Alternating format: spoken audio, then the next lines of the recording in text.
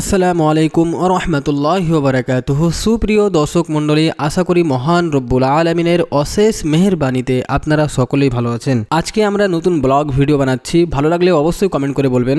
আপনারা দেখতেই পাচ্ছেন এবারে সুজাপুরে ওপেন হয়ে গেল এম বাজার, এখনো কাজ চলছে, মনে হচ্ছে কালকে ওপেন হবে। তো বন্ধুরা, আমরা এখন যাব ফ্রেশ ফুড বাজার, যেটা এম বাজারের পাশে। আপনারা দেখতেই পাচ্ছেন আমরা কিন্তু এখন চলে এসেছি, আর এখানেই কিন্তু আজকে আমরা বাজার করব। আপনারা দেখতেই পাচ্ছেন এখন কিন্তু বাজে রাত 9টা, আর আমরা নিয়ে নিলাম ঘি, চাল, আরও অন্যান্য জিনিস, অনেক মতন জিনিস, ডাল। আর এই বাজারে কিন্তু মানে প্রত্যেক খাবারের জিনিস, মুদিখানার জিনিস পাওয়া যায়। আপনারা দেখতেই পাচ্ছেন মানে এই বাজারে সমস্ত মতো মুদিখানার জিনিস, খাবারের জিনিস পাওয়া যায়। আপনারা দেখতে পাচ্ছেন এখানে কিন্তু এই ম্যাঙ্গো ফ্লেভার, অরেঞ্জ ফ্লেভারগুলো আমি দেখছিলাম, যেটা ভালো ভালো কোম্পানি কিন্তু ফ্লেভার ছিল।